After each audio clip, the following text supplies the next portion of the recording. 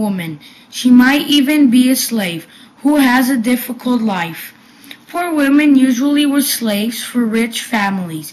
Slaves were not allowed to marry, but usually hung out with men and even married illegally.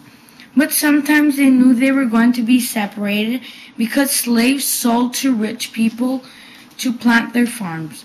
Rich people could get about 100 slaves to work in their farms and homes. Also, some rich people bought slaves to cook, clean their homes, and even take care of their children.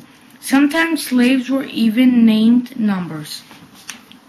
Slaves and lower class women wore very simple tunics.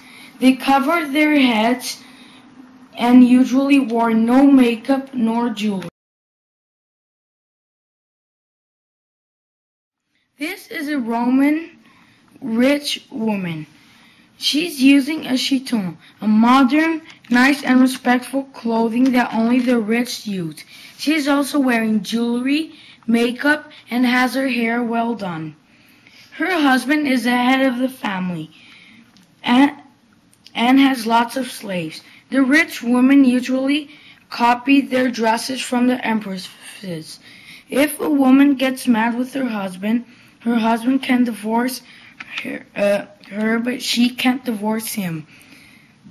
If you were a Roman wife, then you wouldn't be the female head of the family.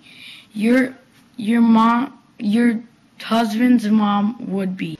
If you were a rich woman, most of your life was spent at home, and your husband you would only see at night.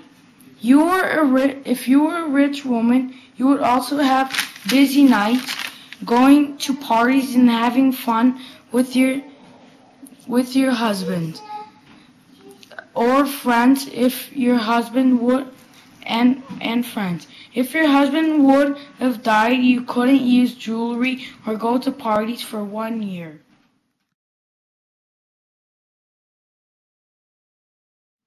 Okay.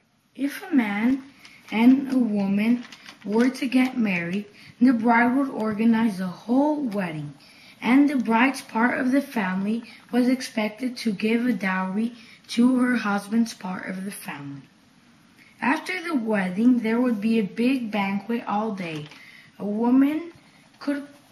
girl could get married at the age of 12. A woman who failed to have babies could get divorced by her husband. Men also compared their wives to goddesses. The Romans thought June was the luckiest month to marry.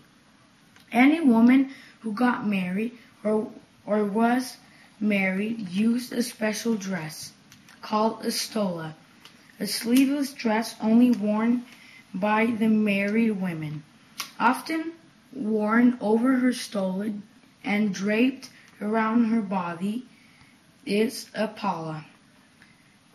If the husband divorced the wife, she was expected to forgive and forget.